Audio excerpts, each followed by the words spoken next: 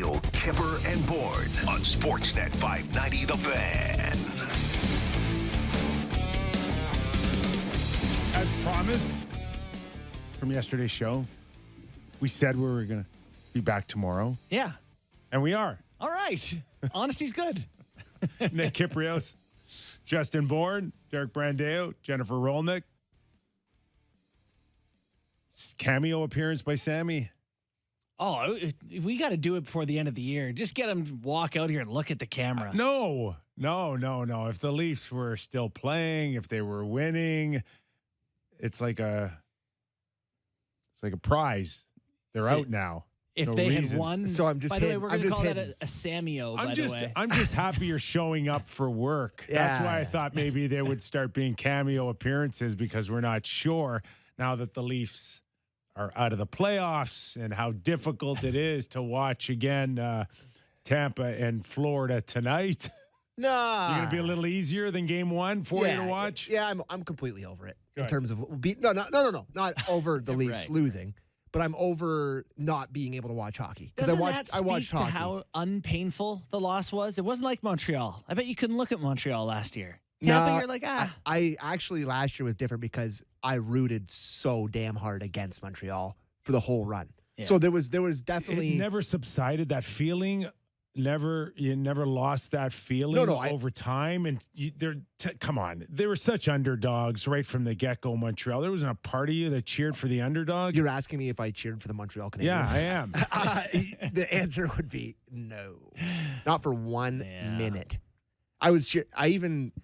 So we talk about the happiness edge because I have a surprising amount of people in my life that are Habs fans. Probably 4 or 5 of my buddies are Habs fans, and it was not a pleasurable experience when the Leafs got put out by them from the said fans. Yeah. I actually put a couple bucks on the Habs in the final as a little bit of happiness hedge. insurance just in case they did it.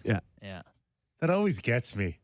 You're Betting paying against your team. You're paying to ensure your happiness. So in this round, I bet quite a bit of money on the Lightning in Game 7. did you? Yeah, I won't disclose how much, but quite a bit. I will say after Toronto went up 1-0 in the series, I bet on Tampa to win the series. I would like Toronto to move on for our show, so I figured I'd get paid if they didn't go on, and I got paid.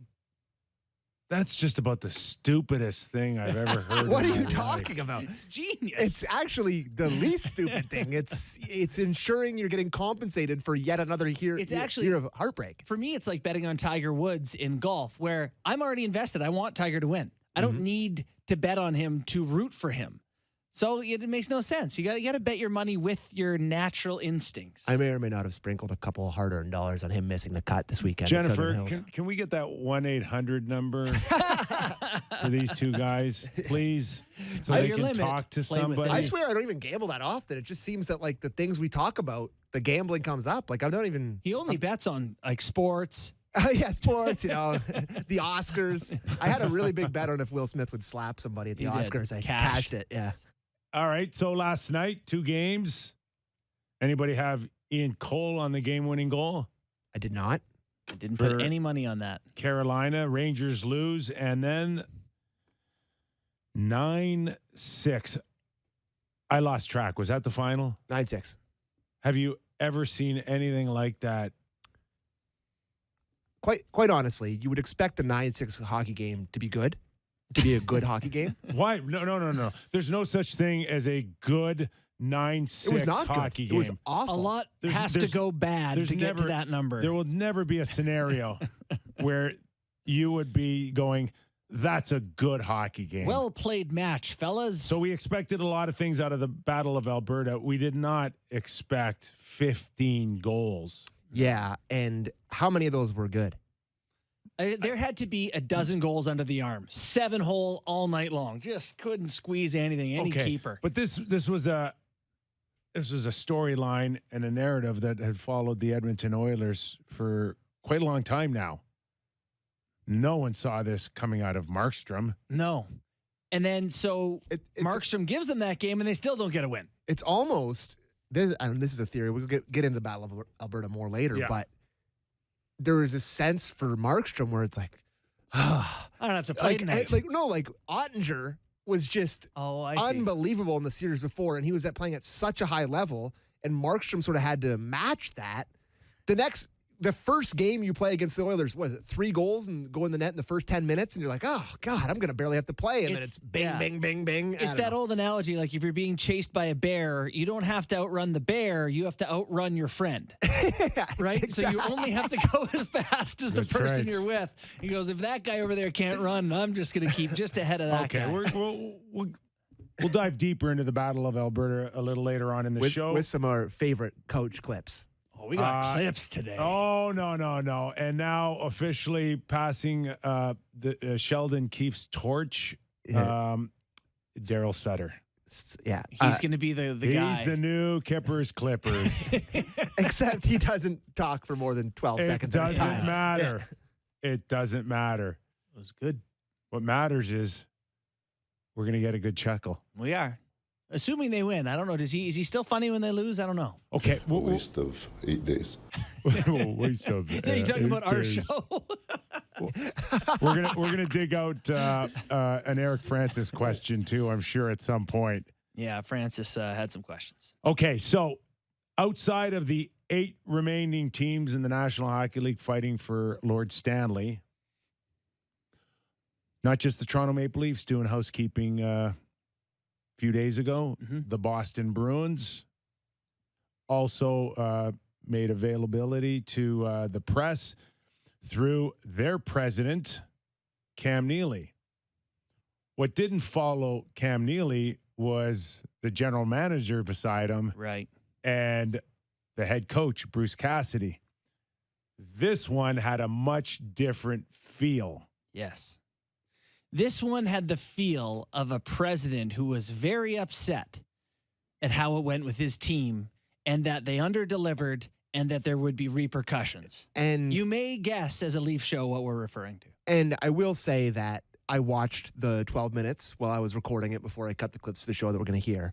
And just the way that he was interacting with the media in terms of listening, reacting, talking, answering questions, it couldn't have been more night and day than what we saw on Monday and Tuesday. Okay. Plenty to dive into that, as really what we're talking about is a Cam Neely versus Brendan Shanahan, 2 presidents with a vastly different vibe. Yes. Let's go to Cam Neely on his year-end availability, and we'll start with his first comments. I think we have to look at making some changes as far as how we play and the way we do some of the things. I think Bruce is a fantastic coach. I mean, he's brought a lot of success to this organization. I like him as a coach, so we'll see where it goes. But I do think we need to make some changes, and I think Bruce a couple days ago alluded to that. So we'll see where that goes. We'll see where that goes. Is like they haven't decided what they're doing with Bruce, right? With Bruce Cassidy, the head coach of the Bruins. That to me was just the complete opposite of what we heard here in Toronto with Sheldon Keefe. The only thing I wonder or question right now is maybe he does know. He's just not ready to tell you or me or anyone else publicly. Neely. Yes, Cam. Yeah. Do you think he's made up his mind already about Bruce Cassidy? We'll listen to these other clips, but I genuinely feel like there's going to be a bit more of a process. No, I don't think he knows. I think he probably is leaning towards him coming back. But, do we have comments where he's going to talk to Sweeney? It sounds to me like they would work that out together, I guess. Yeah, so I think Sweeney was in the last year of his deal, and he wasn't sure if he was coming back, and he alluded to the fact that Sweeney would be coming back. But then he talked. I didn't put that clip in because that one was more or less the point of what we wanted to get to. For sure. But I have to say I'm envious of that tone, of just a president going up there by himself and just making people feel a little squirmy. Making people, even if they do bring Bruce Cassidy back, who's a good coach. See, I like the fact that just making people feel a little bit uncomfortable can make things better. For me, the key word was changes. And he didn't allude to changes in terms of firing people or moving people in or people out. He just said the way we play. He just focused on the way we played. But it's pretty strong changes is the word I think many people wanted to hear around here. Well, they didn't win, so they need to make changes.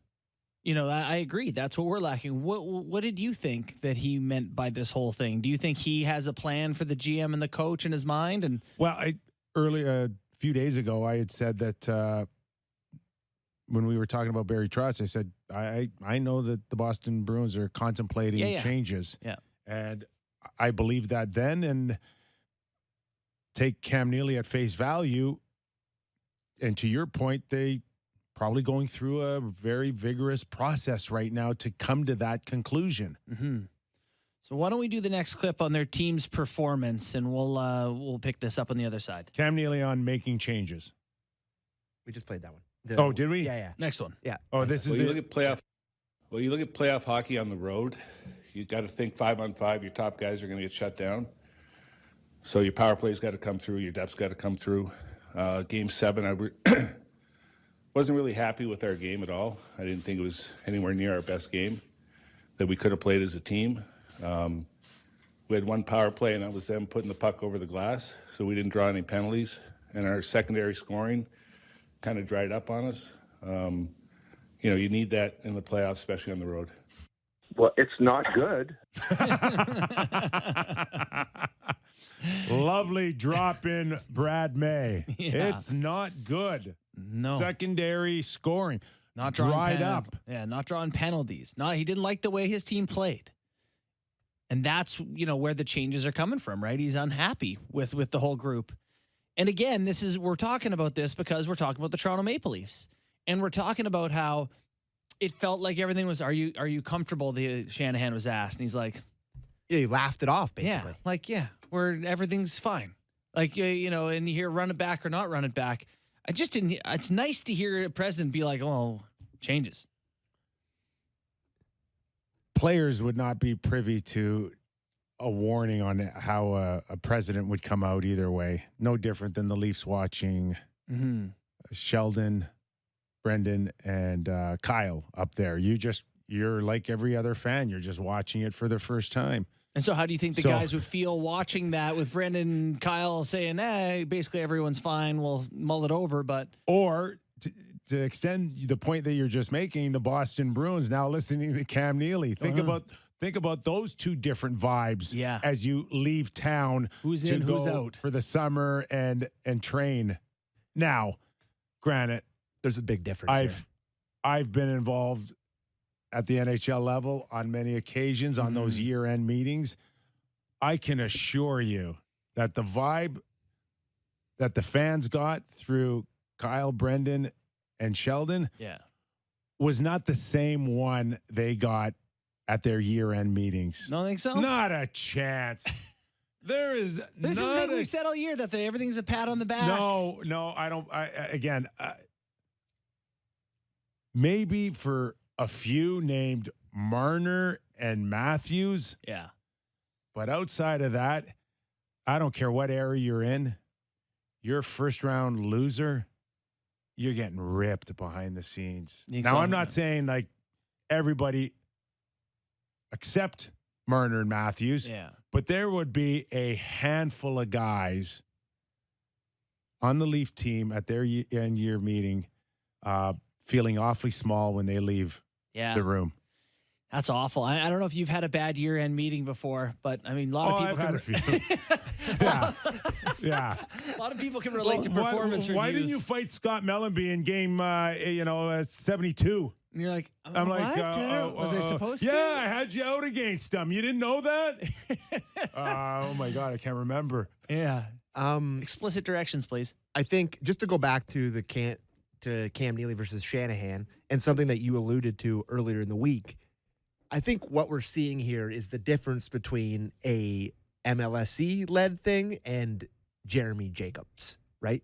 Is that the president? Yeah, that's the owner. The Just owner. A guy. It's like a who's singular hungry, guy, and we know the reputation of Jacobs, and not a good one. Yeah, it's a different feel for sure, a different vibe. Like, there's two different things here, where it's like MLSE, and we don't really know who calls the shots on it in terms of him keeping his job or not keeping his job. And then Yeah. with the Bruins, who you do know calls the shots. So I think that's and you have one guy to make happy with your Yes. comments. Yeah. that leads to a different vibe, I think.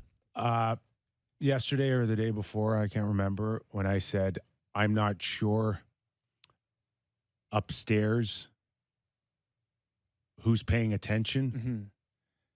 kind of got back to me that they are paying attention. Oh. Yeah. Yeah. Yeah. The answer is not nobody. Oh, yeah. Oh, okay. Yeah. Okay. All right, then. Yes. Well, that's So whatever the sense is that, Brendan gets to completely call his own shot. It's not true because he does answer to a board and he does answer to Bell and Rogers and Larry Tannenbaum. And what got back to me is business-wise, winning would be good business. They are and you're paying not winning. attention. Yeah. They are paying attention. I imagine when it comes down to that business aspect, it's like, hey, we're trying to make as much money as possible. You're making decisions that are not maximizing our money. At some point, you're going to be held accountable a little bit for that.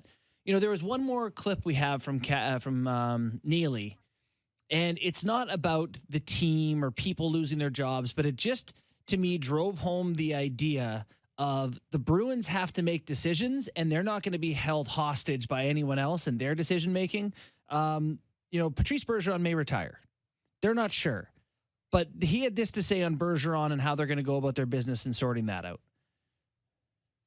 Well, he understands that we have decisions to make coming up here. So with him in the lineup is different than without him.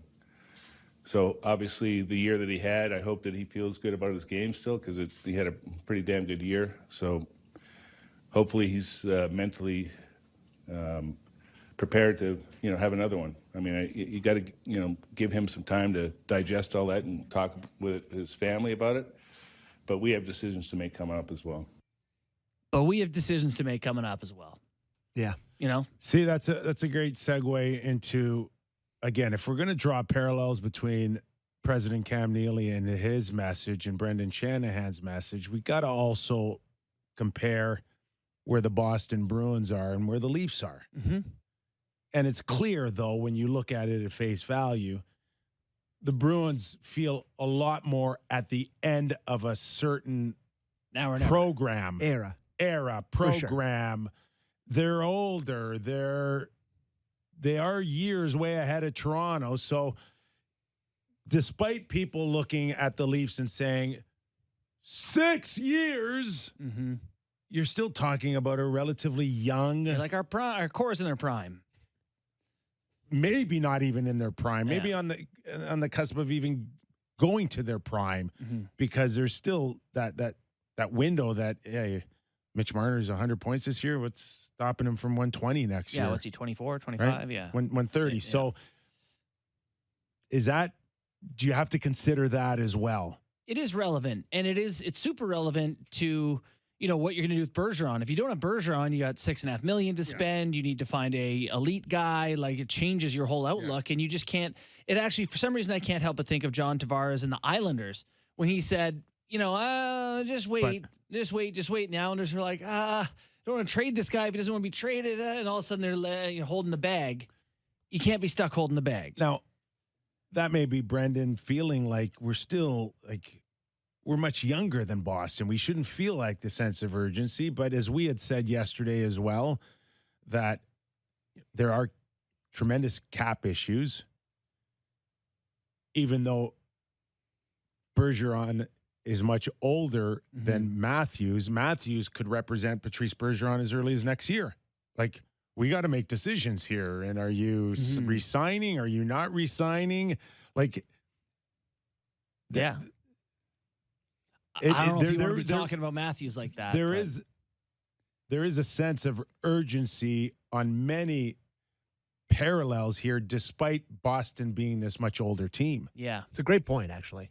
Like, there is a little bit of a parallel, unless Matthews signs on the dotted line immediately, then there's no parallel. But if you're working under that sort of assumption, I don't know. I don't even want to go there, but it's true. I'm not beginning to pretend I know the Boston Bruins as well as I think at times I do for the Toronto Maple Leafs. But here's a team that's depleted. They're their pool with draft picks and going out and making these big decisions, buyers. They've been buyers the last few years. I don't think that they're sitting in a great pool of talent waiting to take over for Krejci and Bergeron. Yeah. Right? No, they got no first next year, no fifth. So, like, at least Cam gave us a truer vibe than Brendan did. True. Yeah, and like even I don't know, there's an authenticity to like we're just figuring stuff out here. We got to talk to Sweeney to figure out what we're going to do with Cassidy. Like, I mean, it seems like Cassidy will be back, but it's okay to have the coach not know, right? For a couple of days here. And it's funny, just talking about the Bruins drafting, you can't mention it without mentioning the 2015 draft, right? Oh. The year where they took Jacob Zaboral and Sinishin and Jake DeBrusk and Sinishin before Barzal, Kyle Connor, and Thomas Chabot went in 3 in a row. Listen, that's tough. I know some people are like really tough on DeBrusk and like, what have you really done? But just go look at his playoff numbers. That guy's shown up. He's a playoff guy. His numbers at his age are as good as anybody's. Only thing is, like, how do you get rid of him? Because you're right. He's an effective guy, and he only makes, what's he make? $4 million? Yeah. So, you're not trading from a position of strength with him, and he's going to weaken your team when he leaves. I don't know what they'll get back, but man, if Bergeron's gone, Krejci left for nothing, DeBrusk be out, that'd be a different looking team. They got McAvoy. McAvoy starts a $9.5 million deal next year, up from 4.9. They made a huge commitment to Lindholm. Yeah, and Carlo's under contract till 2027 as well at $4 million a pop. Starting to hear people talking about would they trade Marchand? Trade Marchand? Well, you haven't heard that. Leafs fans are just like, sorry. Oh, He's no. available? No. Pardon? I haven't heard anything. I don't know anything. I'm not talking about like a legitimate discussion. No, nothing insidery. I'm just talking about fans that go, "Oh, if Boston's going to kind of blow it up, and at the end of this era, would they start selling some pieces off?" Taylor Hall's just Will Smith in the empty house at the end, looking around. I think there's a pretty 0% chance that they would trade him within the division. Too. So I think Leaf fans can stop dreaming on that one. Anyway, Panger's there. We got Panger. All right, let's bring in Darren Pang, friend of the show, always there for us and one of the busiest guys going right now. TNT analyst. Are you catching your breath, Panger, with us? I'm all good, big boy. I'm all good. A couple of 5-hour energies ready to roll. Nice thing is I'm on this series. I'm not moving anywhere. So really happy about Colorado played a great game in game 1, you guys, and it was a phenomenal clinic. But the important thing was between games 1 and 2, I got a chance to rest and play a round of golf, which will come as no surprise to you, Kyper. Nice. Love it. Yeah. Panger, we just heard from Cam Neely, and of course we're going by the press conference here with Brendan Shanahan and Kyle Dubas, and a much different feel, much more positive feel here coming out of theirs, despite being disappointed out of the first round. And then Cam Neely says, you're not getting that same message out of me. We're contemplating everything here.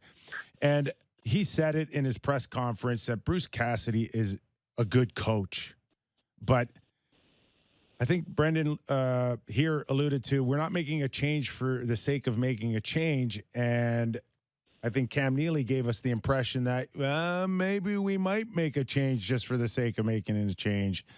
How do you see both sides of this?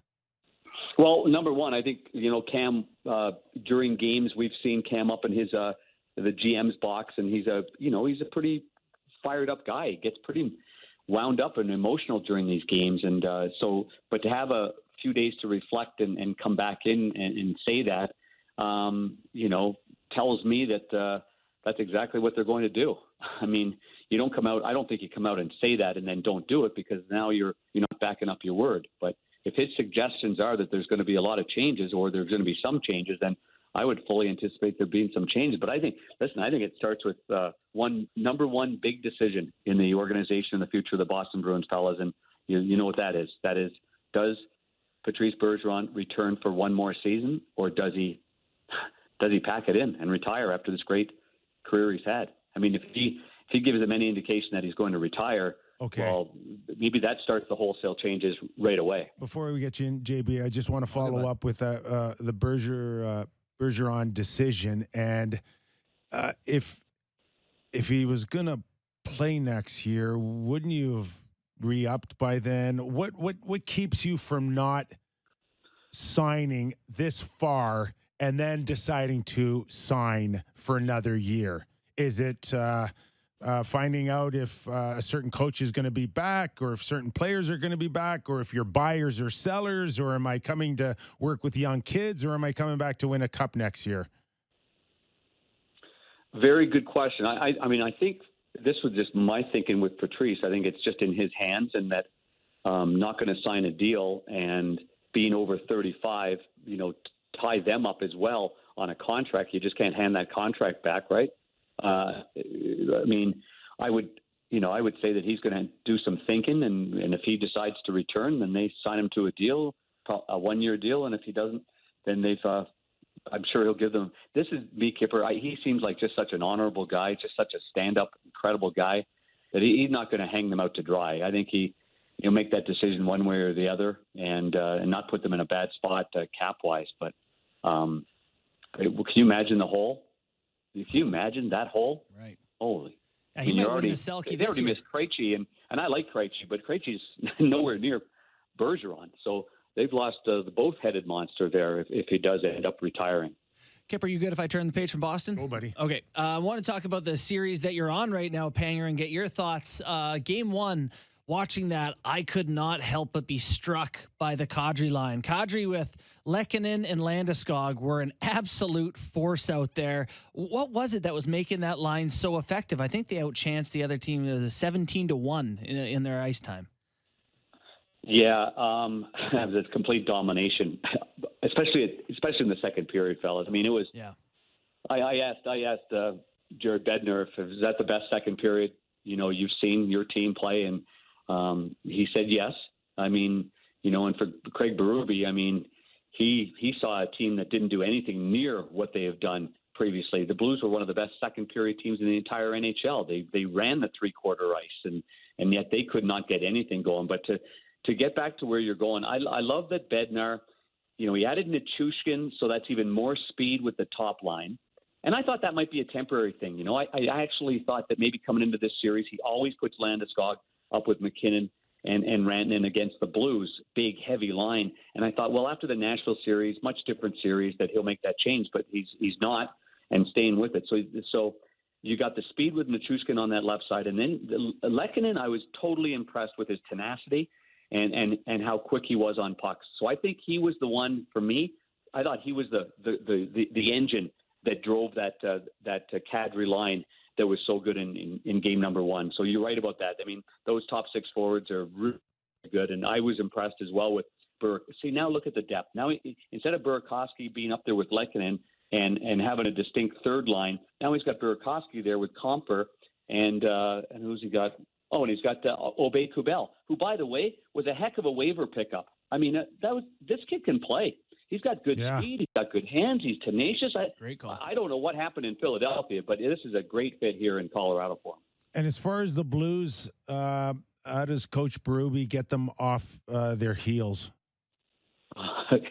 Well, you'll like this. Today, Chief told us, broadcasters today, that I personally did the clips for the video presentation, and then he goes, and I personally presented those clips to the team. Oh boy! In my way. So we were like, how many times during the year did that happen? He said, not many. Yeah. So I mean, let's face it, that you can't not chip pucks past this team. They're not just a great offensive team, but they hold the line real well. They defend real well. And I think one of Chief's points is, what, do you think in round two that they're not going to back check? Like, you're going to have all this time coming back in your own zone to be able to make these plays? It's not going to happen. And he's saying you have got to chip and layer pucks behind them and get in there with speed. And it's something that they certainly tried to get to their game, but they had no chance in that second period of getting to their game. That was a domination by Colorado. How much of a missed opportunity is that for St. Louis? Like, they don't play particularly well. They get pumped in every aspect. Binnington is blackout good, and they don't get the win. Now it's almost like, God, you go down 2-0 in Colorado. Like, good luck beating this team after that. You're right. It's a wasted great goaltending performance. Yeah. I mean, how many times on the road do you get 51 saves from your goaltender and he basically gives up 2 goals in regulation? I mean, you should win that hockey game. So, yes, for sure. And whether or not he can duplicate that or not, Jared Bednar did say, it depends on, like, can he sustain this kind of workload, Binnington? And he was like, well, it depends on what kind of shots they are. Like, sometimes a goalie can get 30 shots and it's really heavy, a lot of power plays, a lot of post-to-post, a lot of traffic in front. That'll be a telltale sign. But I watched Binnington this morning. He looked razor sharp on the ice for about 20 minutes, looked good, and then got off the ice, which is always the key. Don't waste any more energy than you have to, because I'm sure he was a little bit sore yesterday, especially his left shoulder. And I'm not saying there's an issue with it, but I would imagine, because I made a couple of those saves where you've got to lean back. You remember the one on Eric Johnson where he fanned on it, but he got enough on it, and Binnington had to get to his left, and he jammed his shoulder on the ice. So I'm sure he was a little sore in a number of different areas to be able to rebound back. But at the other side of it, I thought Kuemper, he didn't have to play great, but he made some pretty good saves in net for them in his return to the lineup. We're talking with Darren Pang, analyst with TNT. Switching gears, Hurricanes defeat the Rangers in overtime. I want to keep the same theme here when it comes to the goaltending and the stress on them. Have the Rangers lost a little bit of the Shesterkin edge because Pittsburgh pulled so much out of him in that first round? That's a good question. I thought he was a little fatigued going into that, and he showed signs of weakness for sure. That's a heavy workload, not experienced in that at here in the National Hockey League. Well, and the other thing too, Panger, he's not a big guy, right? He's not a heavy guy. He's not Vasilevsky. But Binnington's 158 pounds, I think it is, soaking wet with his sandals on, I think. Your sandals. Clogs. He's got with my golf shoes on. So I do think that a lot of that is mental, and I think you can overcome that. But I was more impressed with Ronta's performance. I mean, his lateral movement in that first game was outstanding. He made a number of saves that looked like jam plays or plays right off the back door that he got over there, and I thought he was remarkable in that game. And he didn't get hurt. That's a plus. You know what? And he didn't get hurt. He's band-aided together, that guy. He's one of the nicest guys in the world. He's a real student of the game. I've got to know him well, but man, every time you blink, something happens. Yeah, blinking, broken eyelid. He doesn't blink. The goaltending position for a number of teams is super interesting, and Vasilevsky was awesome in Game 7 against the Leafs, awesome in Game 1. I want to get your thoughts on the idea of goalies making saves at key moments, and if that's a repeatable skill or if it's just luck. Like I heard Cooper say after Game 1, that against Toronto, his numbers weren't great, but he made the saves when they needed him to. And then against Florida in Game 1, he made the saves they needed to when they came up. Do you think that's a thing, or is it just he's a good goalie and that's why it seems like he makes the key saves? That's a great question. It's a momentum changer or a momentum sapper. The ability to make a save after you give up a goal, or after, let's say, your team has a good scoring chance and just misses. And then you make the kind of save that everybody comes back and taps you on the pad. Those are the special ones in the game. Those are the ones that I really don't believe that the analytics have perfected just yet. It's the timeliness of great saves. For sure. And how many times at Grant Fuhr, like in a 5-5 hockey game, he might have given up 2 that were bad, 5-5 game, third period, 2-on-1 break. He makes this unbelievable save and keeps them in the game, and they go down the other end and score a goal. That's all you need to know about the game. It doesn't matter he gave up 5. It matters that he made the best save of the game that changed the game around.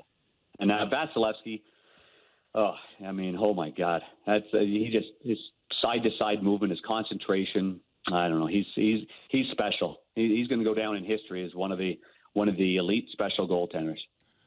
So Panger, I don't know how much time we have left. I think an hour and a half here. How do you explain what happened in Calgary? Because no goalie made the right save at the right time. They just ran off the clock. They just ran out of time. Man, I'm still impressed that Big Walt, Keith Tkachuk, when his son scores a hat trick, wouldn't throw his Obi Clark's hat onto the ice. I'm not sure if you saw that. Is that what it was? I'm not sure. Obi Clark. Walt could probably afford a new one, eh? Institution, yeah, and Jimmy O'Brien that owns Obi Clark's. I'm sure he's made $1 million off Keith Tkachuk and the boys from them going to that great little pub in St. Louis. But everybody, his daughter Tara, she wanted him to throw the hat. Fans are telling him to throw the hat, and he's got it tucked into his belly. Like, no, that's my favorite hat. I'm not throwing it. That was hilarious.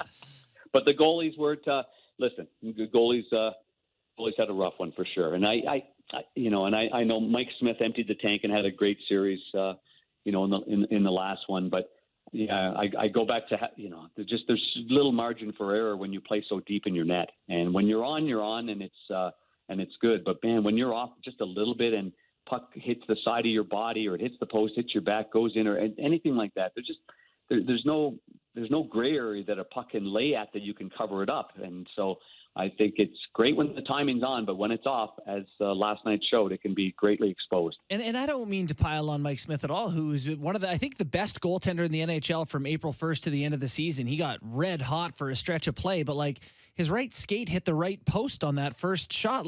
It's a playoff game. You would be prepared. Do you think there's just a jumpiness to him, for him to be able to be so good, but to look so, cartoonishly out of position at times last night? Yeah, it was a bit of a scramble. Cartoonishly. Cartoonishly. Have you ever heard that before?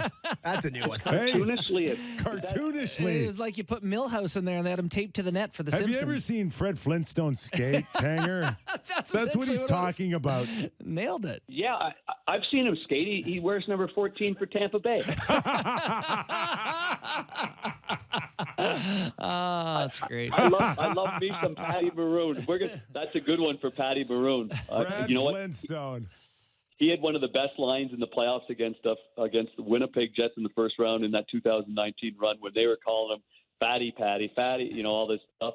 And he took a little circle because I was between the benches, and he took just a little bit of a circle. He comes right back to their bench. He looks at them all, and he goes, Fatty Patty hockey, it's back.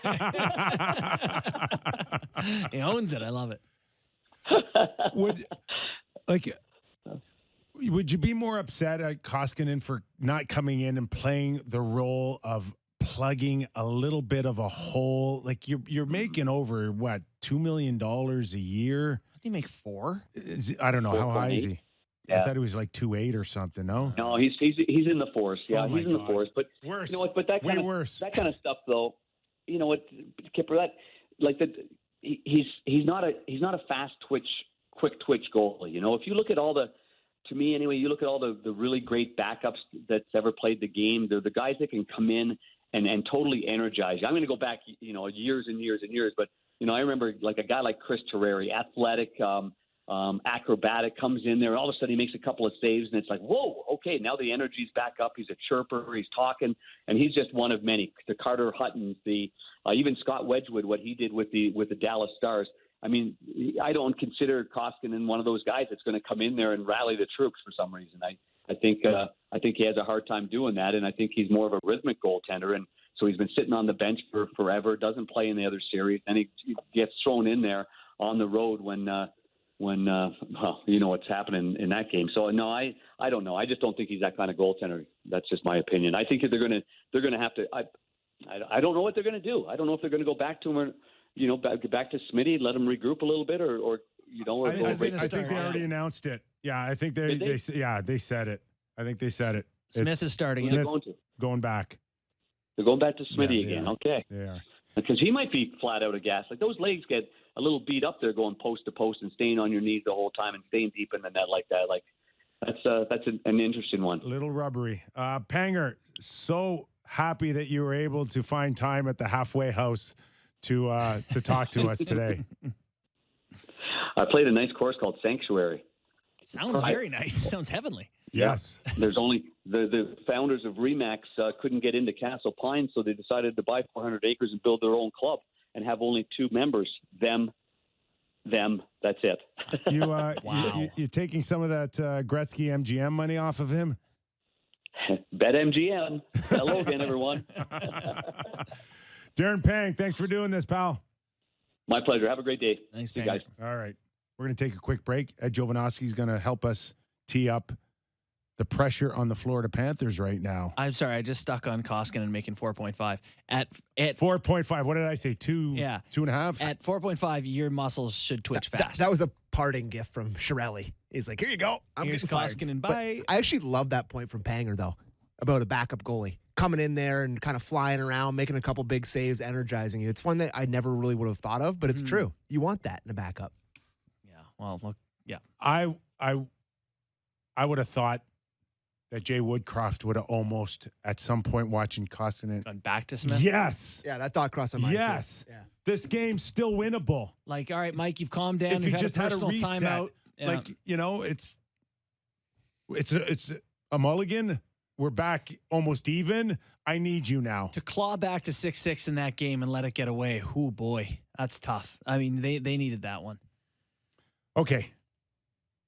And then in the second hour, we also got Brian Lawton coming on. We got and stuff. we'll get back into his thoughts on Boston and Toronto and so much more. Real Kyper and Bourne on our Sportsnet YouTube channel and podcast on iTunes and Spotify.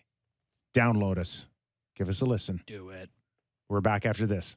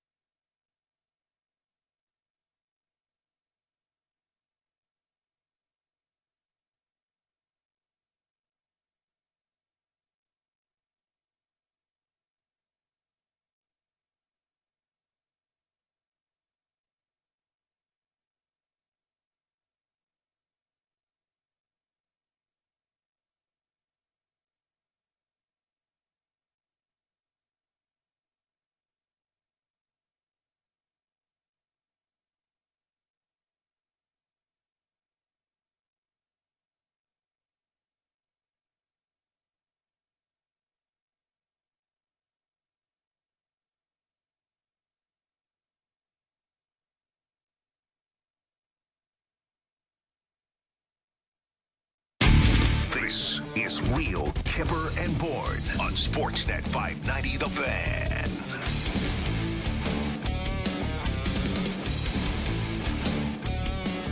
Two games on tap tonight, Colorado and St. Louis. We talked to Darren Pang about that one. And now let's dive into the Sunshine State. Let's do it.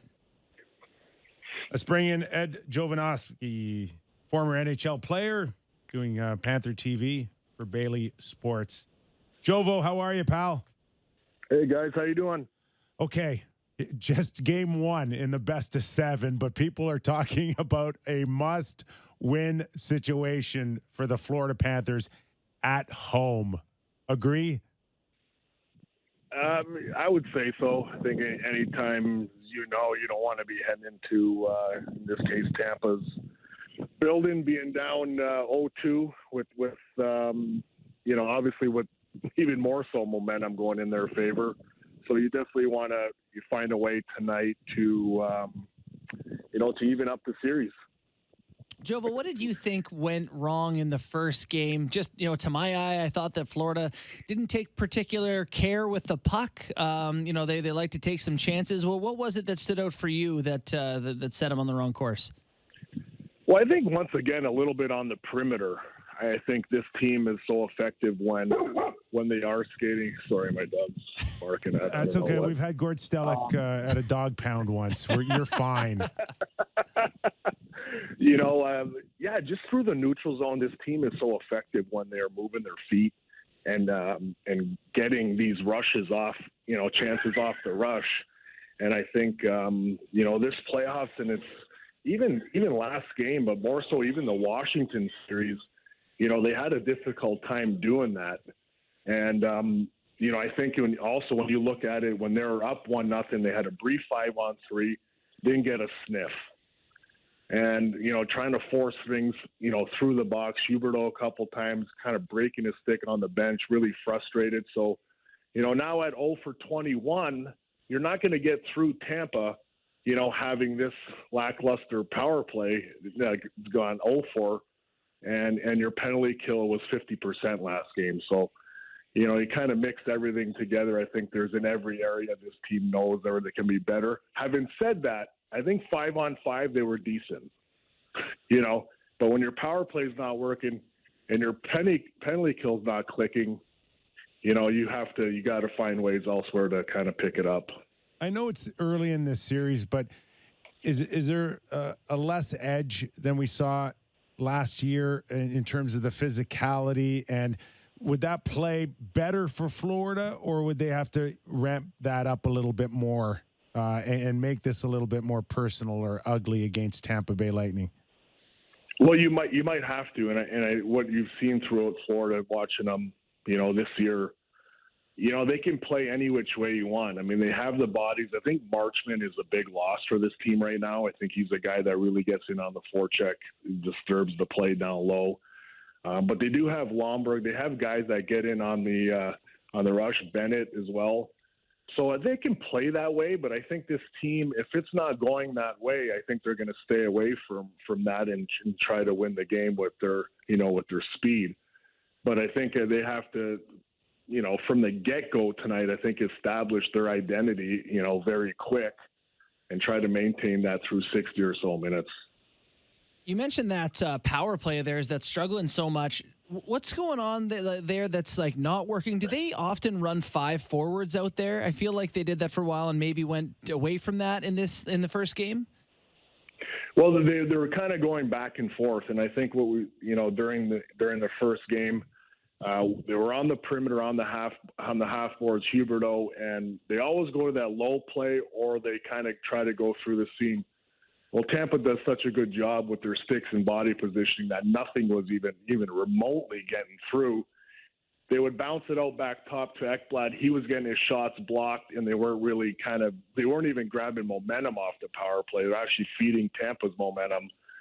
And then towards the end of the game, when they needed a goal, they went to the 5 forwards, and they snap it around good. It's just they weren't generating much, and it's kind of mind-boggling because you look at the talent that's out there. Not to create anything from it has kind of been puzzling, but they have to find, they have to find it, tonight, throughout this series, because I don't think they're going to go for this series and then find a way to win it. And Jovo, what is it with Kucherov and his love to just light up the Florida Panthers? Because we're watching him against Toronto, and you're like, yeah, I thought he was better than that. And now you watch him in game one, and it's like, oh my God, Ekblad, that poor guy, he's like still looking for his jockstrap. Right. And you know what? And I got a few text messages came through. Boy, Kucherov came to play. Yeah, sometimes when you give these star players time and space, they embarrass you. And I think for one of probably the messages that you have to kind of relate to your team, I'm sure Bruno's done that, is, every opportunity you can, to give him a whack or just kind of stay close to him. And, you have to, because you give this guy speed like he had through there, and, Ekblad kind of leading. We all been there before, right? Leading one way and he kind of goes the other way, on you. And, but yeah, certainly he's a guy that was really dangerous on the half boards. That shot he let go. He was in the play a lot. And it almost seems like he almost makes the decision kind of before the game. Do I want to show up or do I don't? Right. It's kind of, I saw him, throughout the year at times, and he's there, not too engaged, not too involved, but, watching him last game, boy, they better be aware of him tonight. If we were, if Florida was in Toronto and the top guys were not producing, it would be a major talking point. I don't know how you feel about the play of the top guys, Huberdeau and Barkov, so far. I don't believe they have a pile of points so far. Have they been effective at least so far in the postseason? Well, I think towards the end of the Washington series, you saw a little bit more of Barkey. Mm-hmm. Listen, I played with both of these guys. They're my buddies. I've said it on a lot of outlets that you need more out of Huberdeau, plain and simple. He's had a tremendous year, and this team is only going to go as far as this guy goes. Verhaeghe kind of carried the load in round one, and these guys need to kind of step up their game. And they know it, and they expect it. It's no secret, what they need to do. You just got to work a little harder and get in those areas where they're tough, and they're capable of doing it. They've embarrassed defensemen on a nightly basis. And, now that the playoffs are here, it's a little tighter checking. You have to work that much more for your space. But they certainly have the ability to do that, and they're relied on. And I think a lot of those tough questions are not really asked in this market. But, people that are kind of around knowing – the game more, they're just, they're kind of asking that question. But the good thing about it is I think the players they know they got more, and I'm hearing that out of their mouths as well. We're talking to Ed Jovanovski, former NHL defenseman, Panther TV analyst for Bally Sports. And Jovo, this area here in Toronto and well enough to know that the Sammys of the world were awfully nervous about going into this first round, that almost negative type of energy that just naturally follows. And I'm wondering now for Panther fans who just came off a disappointing first round against Tampa last year, where they dropped the first two games at home, if you go into tonight going, like, here we go again.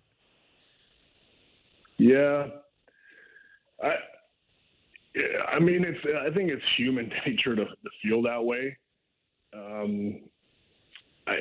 This team has had a great year, and they've had success against Tampa. Come playoff time, it's a different animal, and this team is battle tested. They're experienced. Their goaltender seems to pick it up from Game 7 in Toronto. He made a couple huge saves in Game 1 to really kind of keep the game where it was. So I think, you can't let all these little things get in your head and, Tampa's got her number, because Florida can play against them. They had a great series against them last year, went 6. It could have went either way. The Game 1, they kind of pissed away. Look at some scenarios, could have went differently, but it's a game of, inches in the playoffs. It's that odd mistake that'll end up costing you. It's your special teams that, if they're not clicking, could bite you. And we kind of saw that in Game 1. We saw a little bit of it in the first series. But collectively as a group, everybody's got to give that, percentage more, to be effective. You can't look to Bobrovsky and say, listen, we need better goaltender. He's been great. Mm-hmm. Defensively needs to tighten up a little bit. The offense needs to create through the neutral zone a little bit better and a little bit more offensive time. This team has been a team that kind of hems groups, in the offensive zone for 45 to a minute and a half at times. Now it seems like it's a one and done, and they're off to defend most of the night. So it's not characteristic of this group, kind of what we're seeing. And lastly, through the Washington series, we're getting through that series, you thought maybe a little bit of kind of monkey off their back that can free up a little bit. Kind of the same start last game, 7-8 minutes, a little timid, a little kind of on the perimeter. They got the lead and they just couldn't hold on to it. How have the deadline additions played for Florida so far, Sherratt and Giroux?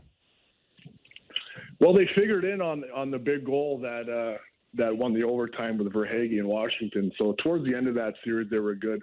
Listen, Giroux's a veteran, been around a lot. He's got a lot of playoff experience. We know what his responsibilities are. He's really good on the faceoffs. Mm-hmm. He's a playmaker. Sherratt adds that depth on the back end. Gives them a solid 4. But I think they've come in. They played well. I mean, nothing. Sherratt's kind of that stay-at-home guy, gets up the ice, and that's the thing with the Panthers' defense. They all pretty agile group. They all get the puck up the ice and skate. They're all that 4th or 5th attacker. But as we know, one guy or two guys can't do it. Collectively, I think as a group of 5, they got to work together better, and I think they'll create more. One addition for the Panthers wasn't at the trade deadline. It came off the IR, and that's Aaron Ekblad. I know I talked about him getting beat by Kucherov, but that would have been probably 99% of the defensemen in the league at that point. But overall, is his play been well enough for you to say that he could be a difference maker? We've all come off injuries like that, man. It's hard. Yeah, it is, Kyper. I mean, especially as a defenseman, missing, 20 or so games, and now, coming into the playoffs. I think he got those 6 games versus Washington, a little sluggish early on, but was a lot better towards the end. Was a key part of them winning that series. But yeah, he's gonna need to elevate his game, just like a lot of other guys, need to. You got to be that horse when he's on his game. He's got his almost like the Hedman for Tampa. He can control the pace of the game. And that's what's made him so effective, I think, throughout his career, especially the last couple of years where you see him evolve into an elite defenseman. He's had that to his game. So it's always tough. Yeah, like last game where he gets beat. That's who ended my career doing that move. How many times you go inside, outside on me? If I saw him in Vegas one time, I said, "Don't you feel bad for me, bro?" But when you start leaning one way and a guy's so good on his edges like Kucherov is, sometimes you just gotta kind of tip your hat. A big tip. Very nice move. You're absolutely right. It happens. Jovo, enjoy the game tonight. Hopefully it bodes well for Panther fans and we can get 6 or 7 good games out of both these clubs. Thanks for doing this.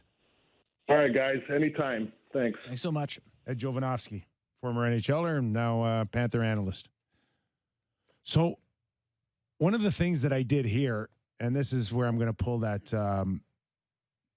famous Doug McClain line. I'm not telling you it's true. I'm just telling you what I'm hearing. Mm-hmm. That one of the reasons why the Florida Panthers have looked like they're all in is because that there's some thoughts that they may be for sale. Yeah. Really? Yeah. The Cats? Yeah, Florida Panthers. Oh, For sale, huh? send him to Hamilton. So maybe the price is better when you're winning a Stanley Cup. Part of the reason you get Ben Sherratt and Claude Giroux and push all the chips in the middle? Yes. Well, Move him to Markham so I can choose another team. So I can jump ship. Hey, how about me asking the question about those top guys? He's pretty honest on Huberdeau. Huberdeau has a goal and 3 assists for 4 points in 7 games. Yeah. People are talking about him for the Hart Trophy this year. I know. Guy's got a It's crazy that he played lit it up this year. points on points on points. It really surprised me that Jovo played with him. At the end of That his caught me off career. guard too. Yeah. I guess Huberdeau's been around for a while now. And this is when you're a superstar, and he is. You're happy you're in Florida right now. Yeah. Oh man. Imagine being in Calgary, Toronto, Vancouver, having the He had a year that goal he in 7 had, games. having the year that he had, and then producing those numbers going into game 2 of the second round. Yeah, and Barkov's got 2 goals. He's got 6 points. That's a little bit better. And no points aren't not everything. good. Thank you. I have to say, I have this feeling of, watching Tampa on those Monday night. No, sorry. Yeah. Watching Kucherov. Tuesday. Yeah. Tuesday night. Yeah. Watching Tampa and Kucherov and just everybody. And they played badly in the first period and kind of took it to the. And then they hit the switch. Did the Lightning play bad against the Leafs? Or did the Leafs play well against the Lightning? Listen, were the Lightning just warming up against the Leafs? That's the thought that went through my mind. It's like the Leafs had the chance. Kucherov was apparently sick, by the way. They caught them when they caught them when they weren't playing very well. Like there was a chance. They had such a great chance. Well, no curse word. They had a chance? Didn't Vasilevsky also say that earlier in the season that they weren't kind of emotionally like in and just engaged enough, and now they're starting to. Well, here's what the problem with this Tampa team is: they just may run out of bodies. Like Braden Point is hurt, Anthony Cirelli was hurt, Eric Chernak is hurt. They're going 11-7. Braden Point's the big one. Braden Point's a big loss. This is where you slide in Nick Paul, and he ain't no Point, but it's not like it's looking horrible right now for them when he's in the second hole here. Yeah, no, the second spot. Yeah, no, he's been good for them. It is. I do just wonder if they can keep it up. There's a reason he's not normally that high up the lineup, but like, this Florida team don't they smell a bit like Toronto to you? Yeah, and there's a clear path for Tampa to go to the final. Like I think they could beat Carolina. Carolina's a good team, but that'd be a good series. Like I really do think the three-peat is on the table now after watching that first game. I do think this could be a short series. If you're a coach and you close the door to talk to your Florida Panthers team, I think you bring up that this team has gone on 3 straight runs now. This Tampa team, pack the bone. They are tired, beat up, and we are going to be butchers. And by the way, we did have that discussion in probably game 4, game 5 of the Leafs in Tampa Bay going, have you been watching the rest of the Eastern Conference here? Yeah. We are watching a team that can come out of this series and say, you get through Tampa Bay, you've got a real shot at a conference final. You didn't even let me finish my sentence before you.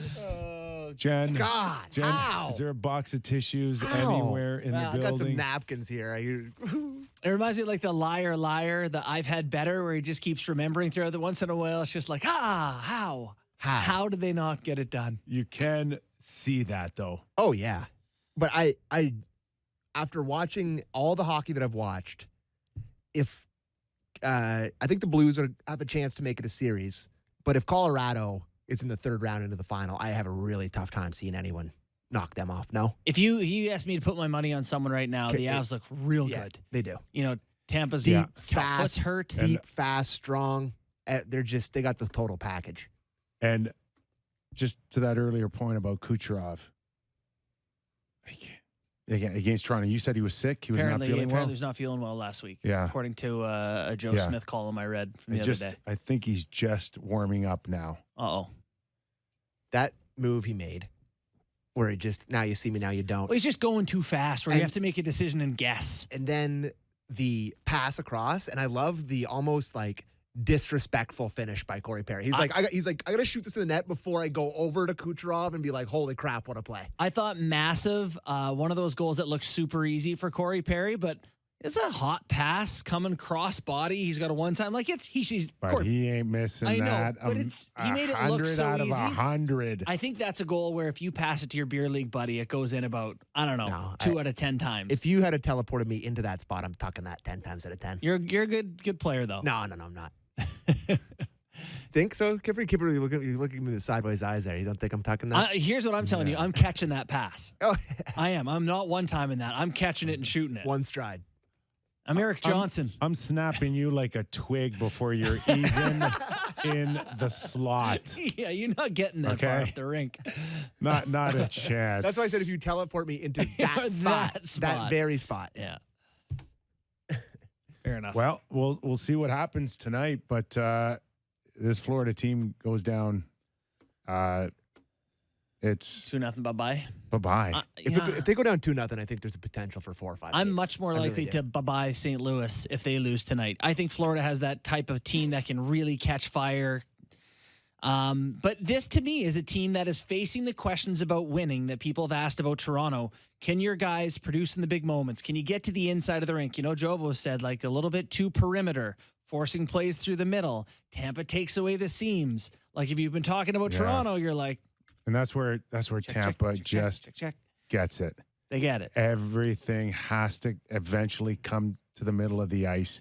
And if we've got good sticks, if we're big guys, we block shots.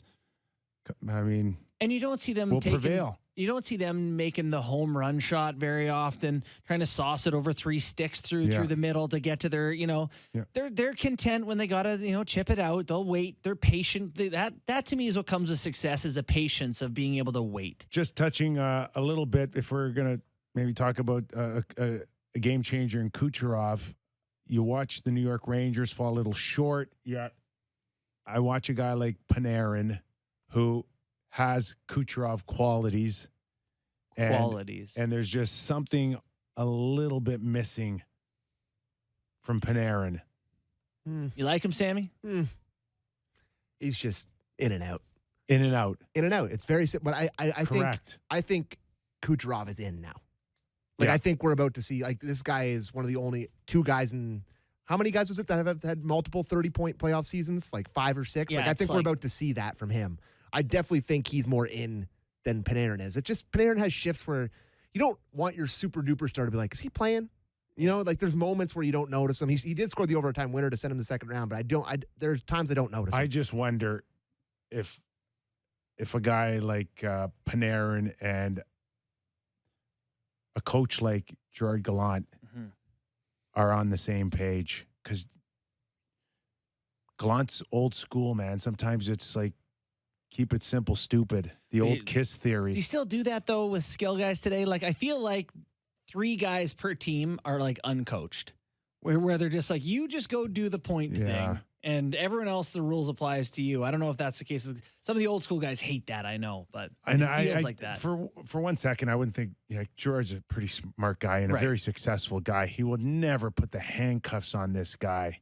Right. But if you're not getting to the middle of the ice, he almost looks like a guy like Panarin would turn around and blame a system before he would look in the mirror. I was just about to praise Connor McDavid for getting to the middle every time he wants to. Lately. Just quickly before we go to break, quick PGA Championship update. Rory McIlroy -5. I just wanted to point out that on a 600 and over 650 yard par 5, Scotty Scheffler reached in 2 and hit the eagle putt. 650? Yeah, he hit a 308 yard 3-wood to 7 feet. 308? 3-wood to 7 feet and hit the putt. You choked down on the club, didn't want to hit it too far? You got to see the video. The swing is just so sick. Anyway, I had to say that. As the host of the golf show, Saturday mornings on Sportsnet 590 The Fan, I had to mention that. For sure, the Leafs have been eliminated out of the first round when Sammy's giving updates on the PGA. And keep in mind, those are coming more frequently in the days ahead. Let's just throw to it live right now. Here's Jim Nance. Thanks for watching. We will go to break and come back. We're not going to the PGA, I promise you. Brian Lawton, former NHL player, agent, general manager, yada, yada, yada. The list goes on forever. He's going to join us when we come back. Real Kyper and Bourne. Stay with us. From the City News 680 Traffic Center, I'm Carrie Prunskis. Watch out for a stalled vehicle on the westbound 401. It's just before Weston and the Express, partially blocking the left lane. We have delays on the westbound 401 from the 404, alternately express and collectors to Dixon. And on city streets, a closure in Pickering. Taunton Road is shut down in both directions west of Brock Road, and that's for a collision investigation. It's expected to be closed for a few more hours. Bell Pure Fiber Internet is 100 times faster than Rogers. Get the fastest technology. Visit bell.ca/upload speed.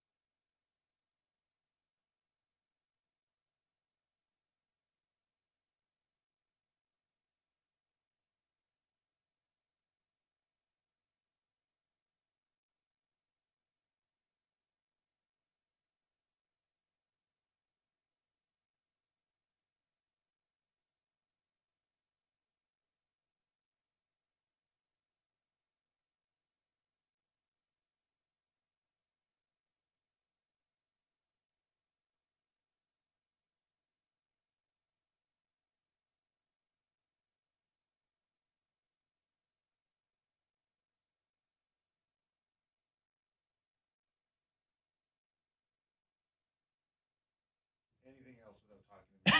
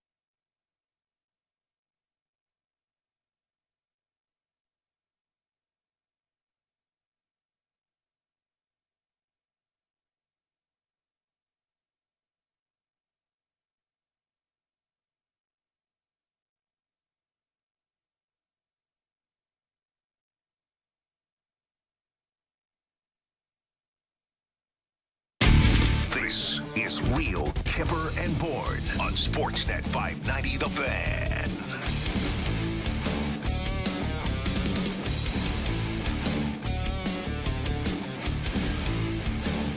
Cleanup day for the Boston Bruins. We heard from Cam Neely earlier in the show. Lawton needs 3 minutes. We'll catch up with Brian Lawton, who Sammy says needs 3 minutes. Needs 3 minutes. I could use 3 minutes. Let's all just take a break. We could all use 3 minutes. Let's talk about the PGA. -5, Rory? Yeah, leading. And what were the odds on Rory? I don't even know. Might have been what, Like, 1,600 or something? He's usually in the 15 to 1 range, 14 to 1 range. They love the big name guys, putting them sort of with not great odds because they know all the dumbos will bet on them. Did we get any explanation on Phil not defending, like an official? That's a great question. Was there any? Anything official on and the reason is? I don't know. No, you don't know, eh? I don't know. Well, I know everyone just knows you can't say terrible, awful things about brutal Saudi regimes. However, you think they'd at least put out a press release or something. I think they did, just stipulating that he won't be around to defend, but they don't announce like suspensions or punishments or anything. They just kind of do it in quiet, right? Yeah, he's probably going to go play in the Saudi tour, which is the opening weekend. I guess it's the Live Tour. The opening weekend's the same weekend as the RBC Canadian Open at St. George's. So I'm going to guess Phil's going to show up for their event. Probably, yeah. Nice. So you want to hear some really damning stats about Mike Smith playing in Calgary? Very much so. He has a .522 goals against average and an .852 save percentage in his last 5 games in Calgary. .852? Yes, .852. He only gives up 5.5 goals a game. Yeah. When I think of like always the worst, I always go .880. Like I don't even know what it is, but I'm like, you can't have an .880. No, you don't get to be an .880. Now I got to say NHL. You can't have an .852. Yeah. But, I can't imagine Koskinen's is much better, so I don't blame them for going back to Mike Smith. I think it's their best chance to win. You want to sneak in while we wait for Brian Lawton, you want to sneak in a Daryl Sutter? Which one do you want? Yeah, let's sneak in a Daryl Sutter here. It's a quick one. Yes. Eric Francis asked him if there's any correlation between the 80s hockey and now. And have a really good listen because he gives a great answer. A lot of people will say this reminded them of hockey in the 80s when it was a lot more wide open. Do you see the parallels at all? None. Like humor the guy with the question. None. There's no they humor. used to score a lot. They scored he a lot. humored me. Yeah, he gave me humor. Yeah, yes. that's the thing. Like, that was humorous. We always give Keefe a hard time for talking a lot, but boy, the Kypers, Clippers, and Calgary would be a lot shorter than they are Guys, here. It would bury our show if Daryl Sutter was the head coach. No, it wouldn't. It would be even better because we just have more time to dissect it. Yeah. And the Kypers Clippers are all about what did he really mean? Right. And Sutter, I will say, he beats around the bush around those sort of things. Sometimes he's pretty direct, but so I felt for Francis when he was on our show and you were asking him about being with Sutter, and he was like, yeah, he's pretty hard on us. Like, clearly, he is hard on them. Now, what would he have said to the boys after that game behind closed doors? I wonder if he just, like, I'm sure you've had a coach and go, oh, my Lord. What was Sammy, that? what are you doing to us? What am I doing? I was talking to Brian Lawton. Lawton's on the line. Lots. I'm deaf. This place is just going, you know where. How are you, pal? I am doing fantastic. I'm in one of your old stomping grounds, riding trains, planes, and automobiles to get to work. And, of course, I'm in New York. Yeah. And it's great to be here, Kyper. Nice. And how's the overall Ranger love in New York City? I don't think a lot of people really believed they'd be able to have success in the playoffs. The first round was a very pleasant surprise, and as you know, in this town, once people start to jump on board, it's massive. And Ranger talk and support has been massive since they got by the Pittsburgh Penguins.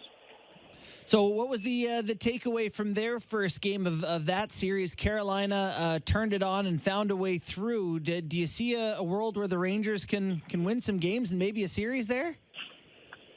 I definitely see a world where they can win some games. I thought that was the best possible start they could have had last night. Lawton did a great job of changing things up. They threw a couple schemes that, to be honest with you, I watch a lot of Ranger games, and I never saw from them all year long. They looked like they stole a page from Bear Bryant and were running the I formation to start defensively. Yeah. And it really confused Carolina. Eventually, Roddy Brind'Amour made some great adjustments, changed his lines around, and the Hurricanes looked like the Hurricanes, which unfortunately for the Rangers, just one period was enough for them to break through. Now, I will say Antti Raanta really stood on his head. If not for him, I think the Rangers would have been up 2 or 3-0, and I don't think they would have lost.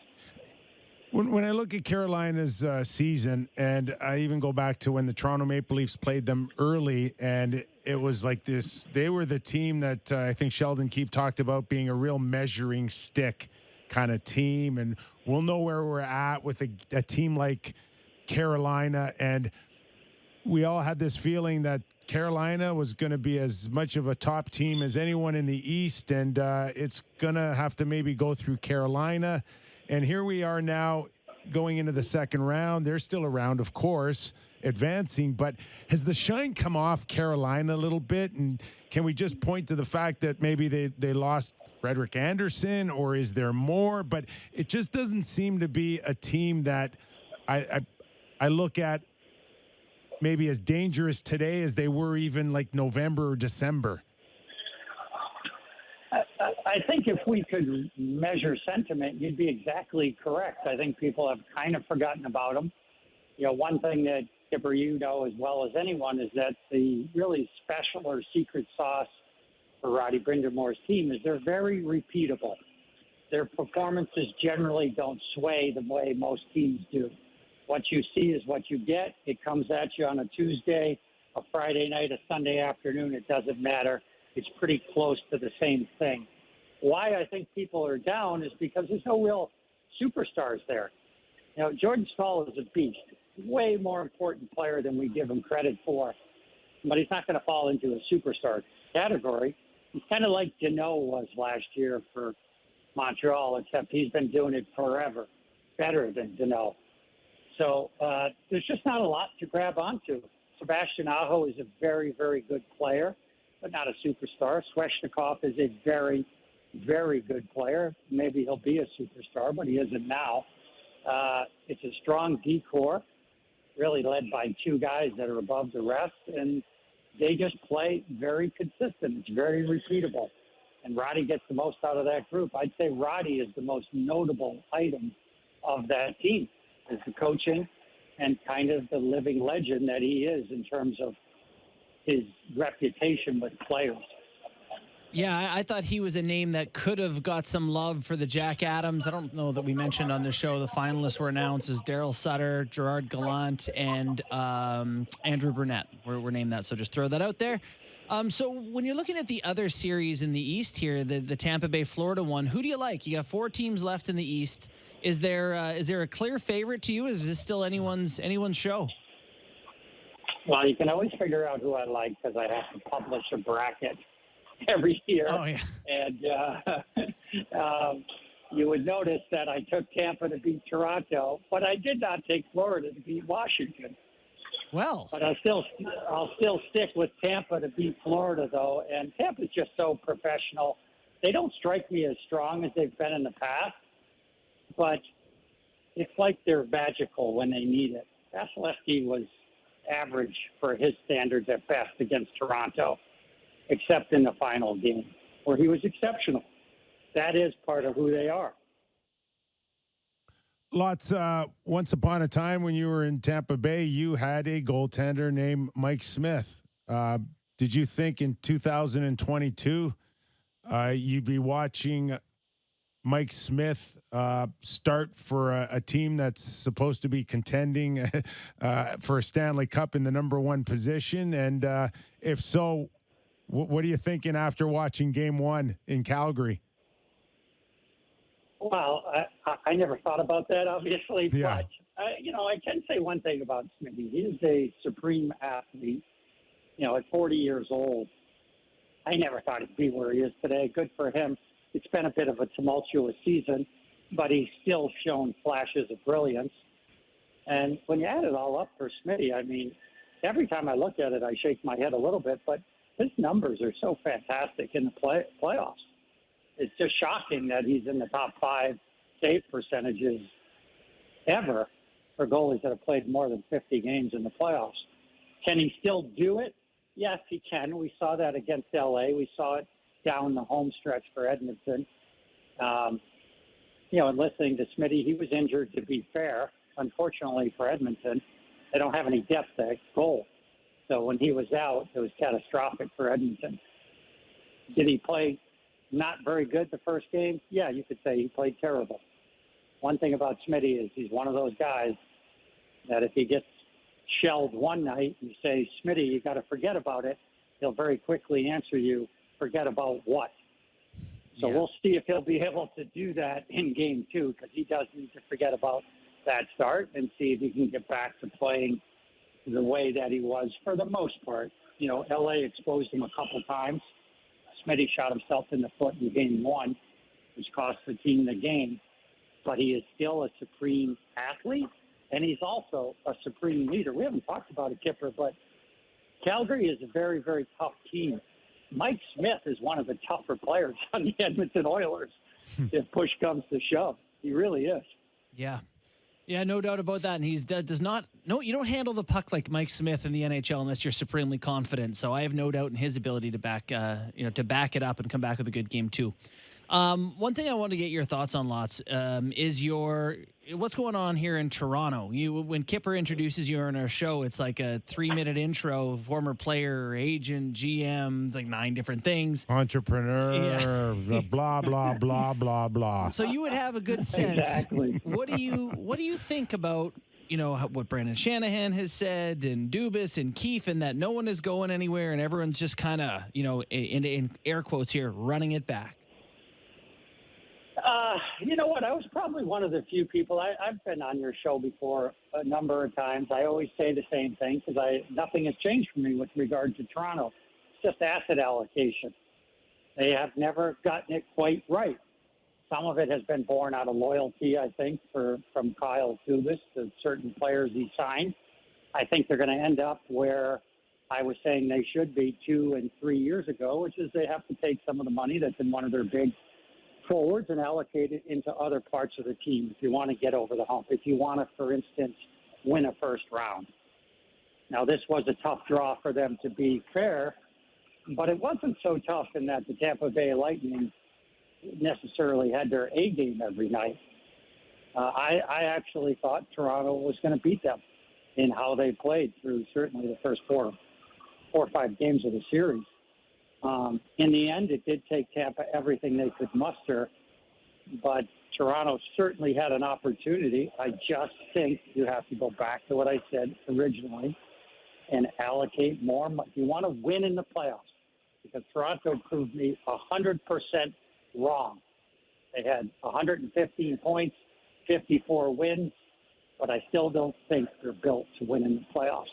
If they make that adjustment, if they're willing to trade a Willie Nylander and maybe put some of those assets into strengthening their blue line, perhaps doing something with their goaltending, then yes, they have the makings of a really great team. And I think for that reason, Brendan Shanahan, the bosses that be above him, decided to roll it back for one more year. But I have to think, no matter what happens next year, if they don't get out of the first round, then none of these guys will continue on.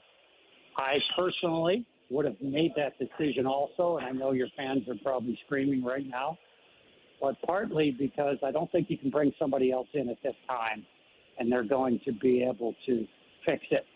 So why not let the guys that created where they're at today take one more shot at it?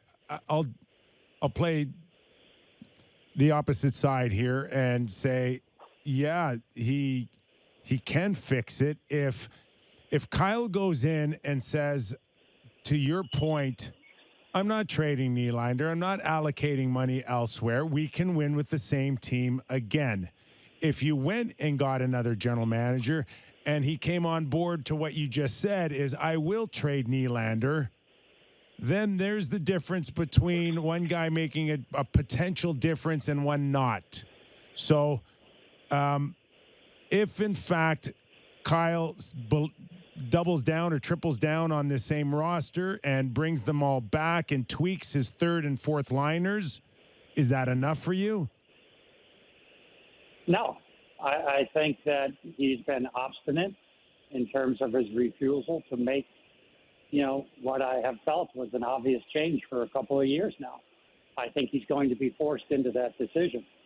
I really do. I wouldn't be surprised if that was if you're going to stay on, I'd have to imagine that there was some meeting, at least if I had been one of the people that made the decision for the organization, I would have wanted to meet with Kyle and say, okay, tell me what you're thinking from here. If he told me we're going to roll it back again, we're going to have to try to figure out what to do with Mrazek. These are meetings where you don't hold back. What gets said to the public and what gets said behind private doors is different. So if he said those things, then yes, I absolutely think that Shanny and Kyle should be back. But if they're not willing to do that, then I would have went the other way and said we got to get somebody with a fresh set of eyes that maybe has a different perspective. Well, it's funny. So you can't come out and say that, though, guys. I mean, they have to find, a willing taker. And there'd be lots of people that would take Nylander, but that doesn't mean they give you what you want or a great return. So the public has to understand that, even though everyone wants transparency in today's world, you can't say everything before you do it or you handicap the club. And obviously the GMs in the league are very smart. They're not in the business of making their own job harder. It's a really good point. Yeah, you don't want to be dealing from a position of weakness that you create yourself. How common is it that there is not decisions made prior to these end of the year meetings? And I'm asking because we heard Cam Neely say today about Don Sweeney and Bruce Cassidy that him and Sweeney were going to meet and kind of decide what to do about Cassidy. Do you believe that they're heading into those meetings truly going, I don't know if we're going to fire this guy or not? Or is it mostly like decisions are made by the time you get to this point? In that particular case, I do believe they haven't discussed it together because, as Cam alluded to today, he wanted to see how the season played out.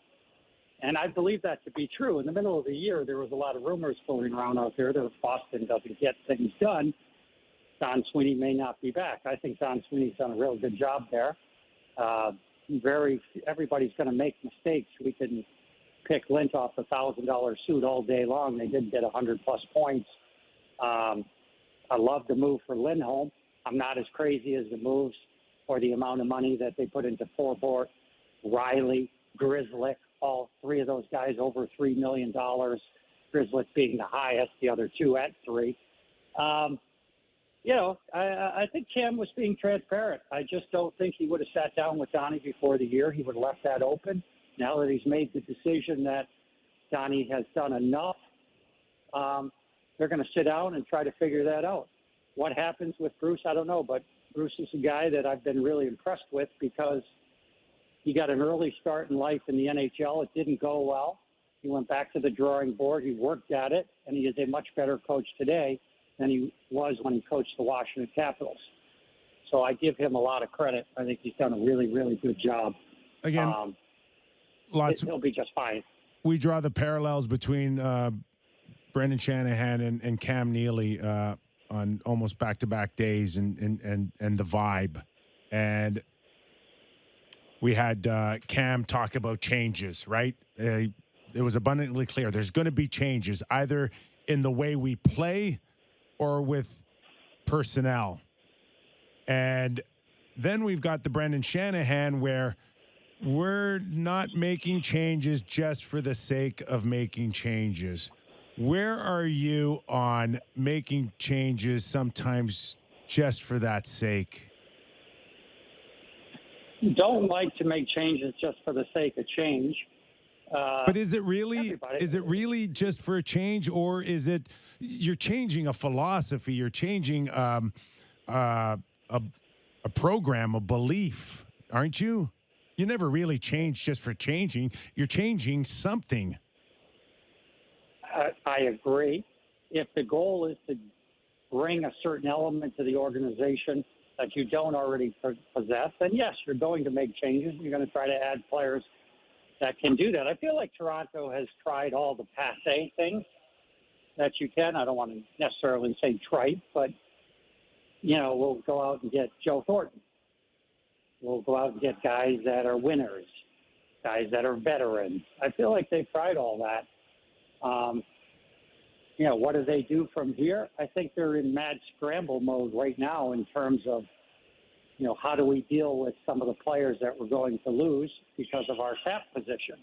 And to me, everything would start there. Do we want to give an asset away to move Peter Mrazek? That would be at the top. Are we not going to sign certain unrestricted free agents that scored 20 goals that are really good penalty killers?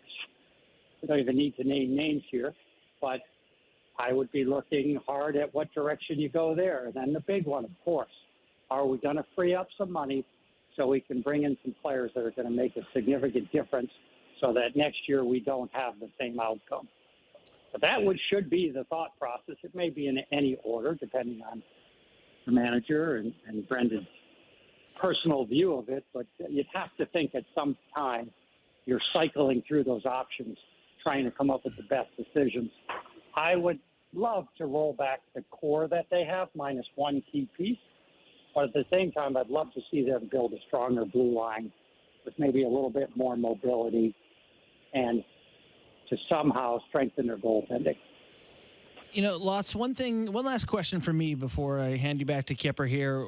I just want to get your thoughts on coaches who aren't with an NHL team right now that are available. How many of these big names do you think we'll see back in the league? Joel Quenneville is a name that's come up. Mike Babcock is still out there. Claude Julien is still available. Do you think we're going to see a bunch of guys bigger names come back to the league soon? It did get quiet. I was wondering if maybe perhaps we lost him entirely. I think we did. He's gone. He gone. We didn't get the dunk. Are we going to try to get him back, or are we just going to say bye-bye? I think he may be back. Is he back, Derek? He said, pissed off, Derek says, give me a sec.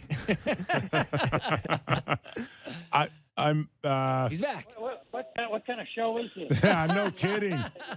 One last question. They stopped paying the bills, I think. Did you hear the question? Probably not. I can ask it again. Trot's out there. Yes. Yeah. Barry Trotz is a name out there. Joel Quenneville, Mike Babcock, Claude Julien. How many of those names do you think we'll see back in the league next year? And I believe that Barry Trotz 100%. Yes. I believe that nobody knows on Joel Quenneville. Okay. That's really between the league and Joel. Certainly, it's clear to me in talking to people that, there's a lot of people on the hunt for coaches. Everybody that can't make the massive player changes they'd like to are looking at their coaching position and saying, would that give us an edge? Would that give us a leg up? Would that maybe help us the way Barry Trotz, who was let go this year, maybe the way he did when he joined the Islanders and completely reinvented their program? So, yes, I don't see any change in terms of, the number of guys. Gallant did a lot, fired by a couple teams. Comes in, he had a great year, enough so that Daryl Sutter's saying he should win the Jack Adams Award. So, experienced coaching is still at a premium in the National Hockey League.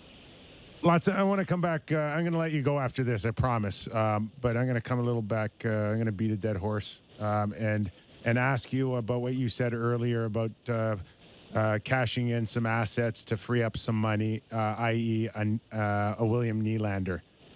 Is Kyle Dubas is his best bet to get value back this summer or potentially into next season all the way to a trade deadline?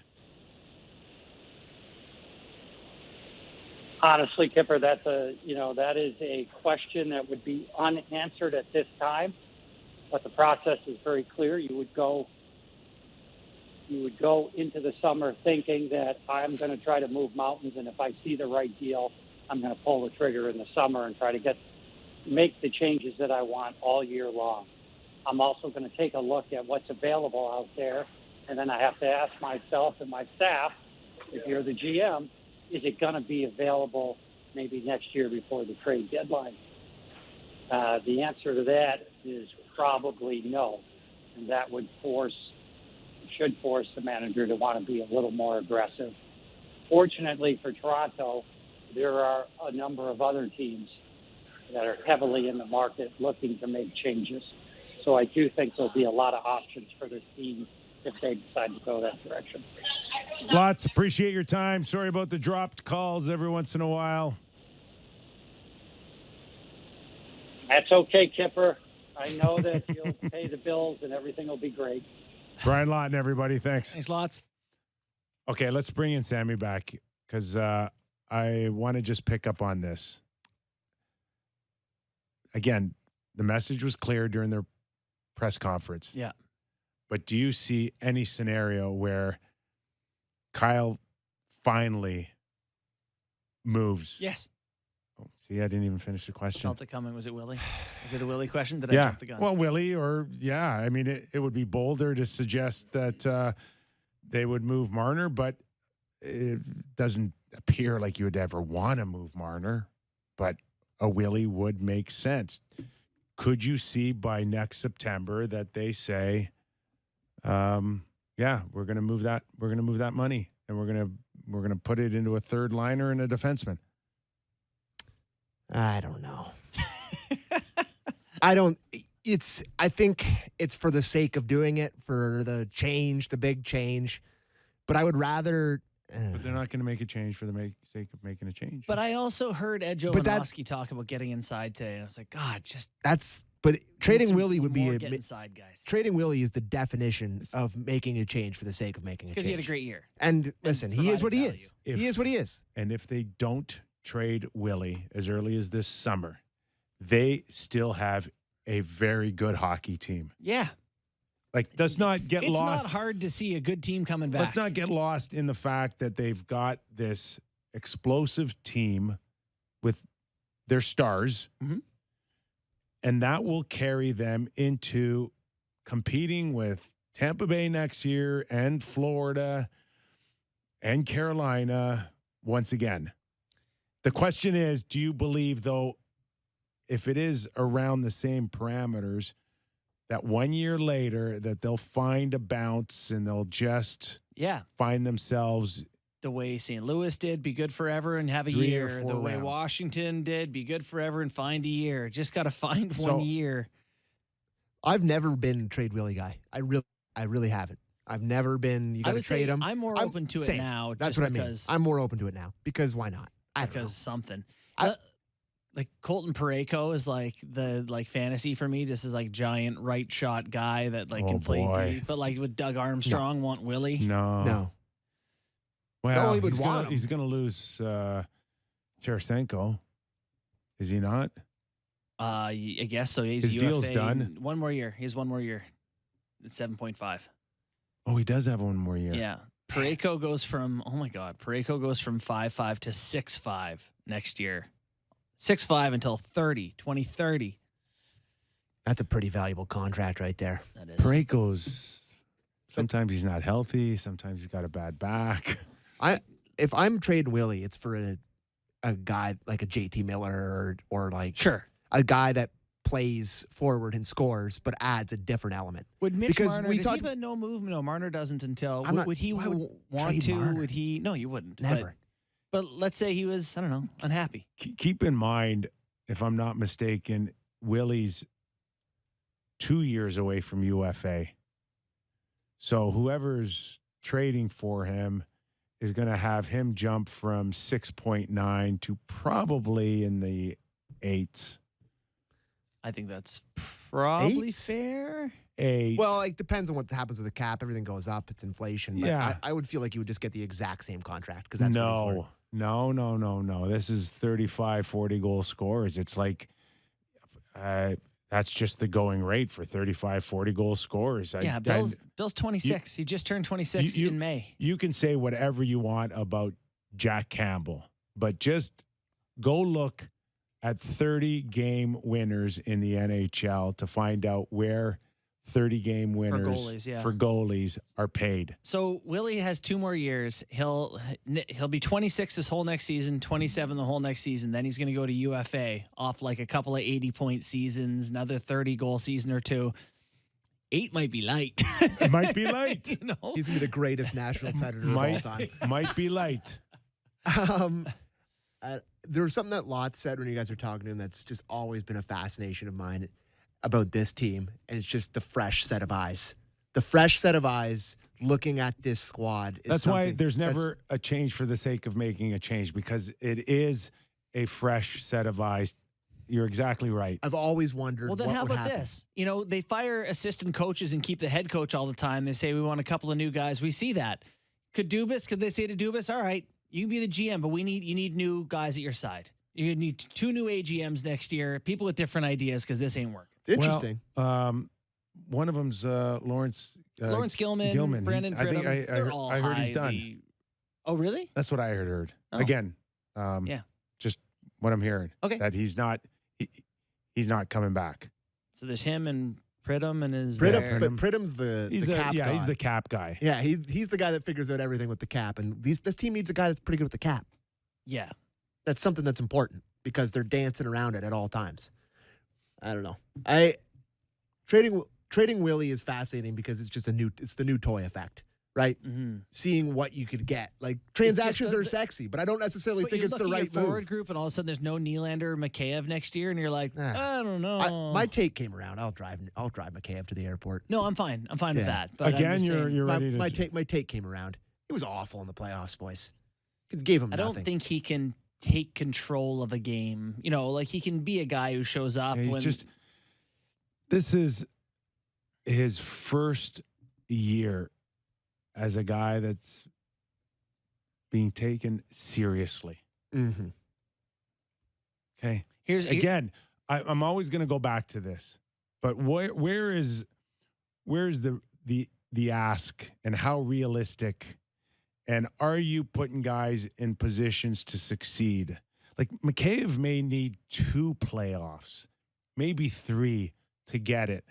Now, I don't know where that matches up in his development and when's too old. Mikheyev's whole thing has been getting to the paycheck, which he hasn't got yet. What the Leafs needed, and I'll just go back to our show yesterday, Mikheyev would have been perfect if he was 22 or 23 to have the year that he had. Mm-hmm. This is like under 4 years or 5 years of pro hockey development, and not when you're 27 or 28. Turns because 28 in October. You're 28 now. He needed this experience for the Leafs 4 years ago. Yeah.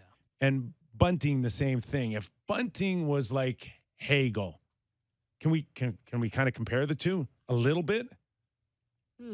Sure. Right? 2 not very impactful guys in the first round. No, but they're the potential is there for them to be 50 or 60 point guys. Yeah, that's fair, for sure. Right? Would you trade 2 scored 20 in 50 games? Would you trade 2 firsts for Michael Bunting? No. Well, not at 26 or 27. Yeah. But maybe if he was Hagel's age, how old's Hagel? 22 or 23? Yeah, young like that. Younger. So it's unfortunate, but you would not be driving Mikheyev to the airport. You would be so excited about his next 3 or 4 years if he wasn't turning 28. I have a 1 paragraph written for my article tomorrow, and the first sentence is, as a Leafs observer, I will miss Ilya Mikheyev. I really will. But and then I go on, it's just like he's not coming back. He was a 14.3% shooter this year after seasons of shooting like 5 and 6%. And I don't know. He's going to get paid. He will get paid, and I think the team that gets him will benefit from the great Leaf development for him. For sure. And he will be better next year based on the experience that he had. The Leafs will not be able to benefit from that, but the team that signs him now will get him with more seasoned, What's he going to a get paid? little bit more experience. Thanks, salary cap. Appreciate that. Right? You know? Yeah. Salary cap sucks. Can we play this Daryl Sutter clip before we go? Sure. The one about all the goals in the series, about the his last thoughts night? on all the goals. Yeah. Last night, Daryl Sutter. Yeah, let's play it. We were told that it was a boring series last time, so I told the players yesterday we got to score 7 to 10 goals today, knowing full well that they'd probably score 5 to 8 if we had, and then we could win. So that's what we did. What a smart ass. And that's the exact same thing he said behind closed doors after the game to the players. Oh, Yeah. We score 7 to 10 points just like we drew it up. Oh, I would imagine it would have been a different tone. It's funny because he's so understated to the media and just like kind of I'd love to see him. I'd love to see him in the room. I just would be so fascinated to be a fly on a wall to see what he'd be like in the room. He's turning himself into a performer. He really is. Well, I think as these coaches get older and more experienced, particularly the guys who've won, they have more fun with it. Like, I don't know, you see him enjoying his press conferences. Like, Boudreau's having a blast He loves out it. there. Yeah. There's another one, too. But these guys, they seem very comfortable and enjoying themselves. John It's Cooper? the young guys who are just like, What about John Cooper? John Cooper. He seems to enjoy it. Yeah. Coop's got all the I answers. hear Barry Trotz will make a decision maybe within a week. Really? Yeah. Any indication? Philly wants him really badly. Hmm. I heard Chuck Fletcher thinks that he's a kind of guy that can come in and turn things around. I don't think Philly's that close, and I'm not sure if Trotz wants to go in and battle with that team the next few years in that division. But he's been living in the East Coast, right? Yeah. D.C., Long Island. Is he going to go move to Winnipeg? No Winnipeg, disrespect. The birthplace of winter? No, but and he's from Manitoba, but I heard that's not going to play in. But Winnipeg, again, money I thought would be an issue. Apparently it's not. They might be willing to stroke a big check for him to come in and turn this franchise around too. Both teams that could use some trots, like tighten up defensively the way he plays. So I get why both there's teams also want him. talk about Nashville going in a managerial role too. They just re-signed Hines, as a coach, Yes, two they additional did. years. All right. Our thanks to Brian Lawton, Ed Jovanovski, and Cam Neely for Kippers Clippers today. And Panger. And Darren Pang. How can we forget Darren Pang? What a guy. What a guy. Back again tomorrow. Give us a rating and review if you get a chance.